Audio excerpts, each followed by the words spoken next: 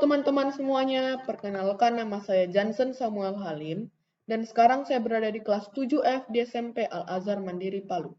Pada hari ini, saya akan memberitahu kalian semua mengenai materi klasifikasi makhluk hidup 5 Kingdom. Langsung saja kita ke videonya ya. Baiklah teman-teman semuanya, sebelum kita mempelajari tentang 5 Kingdom, kita ini harus mempelajari terlebih dahulu apa sih pengertian dan tujuan dari klasifikasi makhluk hidup. Yang pertama adalah pengertiannya. Pengertian dari klasifikasi makhluk hidup adalah pengelompokan makhluk hidup berdasarkan karakteristik unik yang dimilikinya. Lalu tujuan dalam klasifikasi makhluk hidup adalah yang pertama, mengelompokkan makhluk hidup berdasarkan persamaan dan perbedaan ciri-cirinya. Lalu yang kedua adalah mendeskripsikan suatu jenis makhluk hidup. Lalu yang ketiga adalah memberi nama kepada makhluk hidup yang belum diketahui namanya. Lalu yang keempat adalah mengetahui hubungan kekerabatan antar makhluk hidup. Lalu, ilmu yang mempelajari tentang klasifikasi makhluk hidup disebut juga taksonomi ya. Taksonomi merupakan cabang ilmu biologi yang mempelajari tentang tingkatan-tingkatan takson. Jadi takson ini adalah unit kelompok yang dipisahkan berdasarkan ciri-ciri atau jenisnya. Jadi ada 7 tingkatan takson, yaitu yang pertama adalah kingdom, yang kedua adalah filum atau divisi, yang ketiga adalah kelas, yang keempat adalah ordo, yang kelima adalah family, yang keenam adalah genus, dan yang terakhir adalah spesies.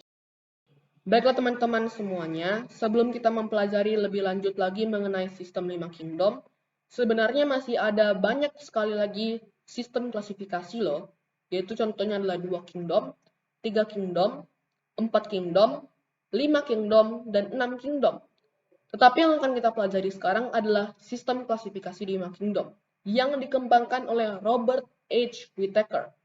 Jadi seperti namanya, sistem klasifikasi 5 kingdom terbagi atas 5 kingdom, yaitu Monera, Protista, Fungi, Animalia, dan Plantae.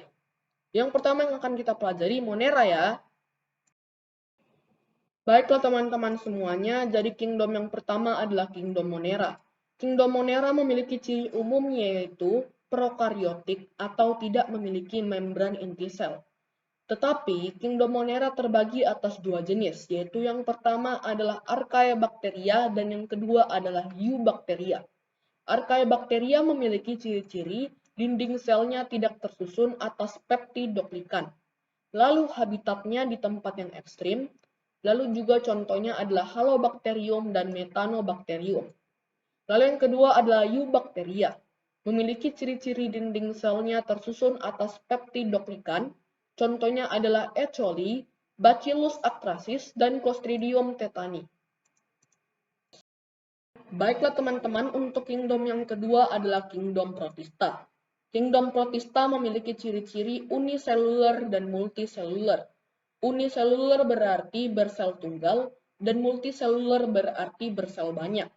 Lalu yang kedua ciri-cirinya adalah berukuran mikroskopis, atau hanya dapat dilihat menggunakan mikroskop karena ukurannya yang sangat kecil. Lalu yang ketiga adalah eukaryotik. Eukaryotik berarti memiliki membran inti sel. Dan juga kingdom Protista ini terbagi menjadi 2, yaitu kingdom Protista mirip hewan atau protozoa yang biasanya heterotrof atau menghasilkan makanannya dengan cara memakan organisme yang lain. Lalu yang kedua adalah Protista mirip tumbuhan atau alga, yaitu dengan cara autotrof atau menghasilkan makanannya sendiri. Baiklah teman-teman semuanya, untuk kingdom yang ketiga adalah kingdom fungi atau jamur. Kingdom ini memiliki beberapa ciri-ciri, yaitu yang pertama adalah eukaryotik, yang berarti kingdom fungi ini memiliki sel membran inti. Lalu yang kedua adalah unicellular dan multicellular, yang berarti jamur ini dapat berupa bersel tunggal atau bersel banyak. Lalu memiliki dinding sel yang tersusun atas zat keratin, sehingga badan dari jamur ini menjadi sedikit kaku. Lalu yang keempat adalah bersifat heterotrof atau membutuhkan makanan dari organisme lain, karena memang jamur ini termasuk tumbuhan parasitisme yang bergantung kepada tumbuhan lain dan juga tidak memberikan keuntungan apapun kepada inangnya. Lalu yang selanjutnya adalah tidak berklorofil, sehingga membuat jamur ini membutuhkan tanaman inang untuk memenuhi kebutuhannya. Lalu yang selanjutnya adalah bersifat saprofit, tubuhnya tersusun dari hifah, bisa bereproduksi baik secara seksual maupun aseksual dengan menggunakan spora. Baiklah teman-teman semuanya, untuk kingdom yang keempat adalah Plantae atau disebut juga kerajaan tanaman.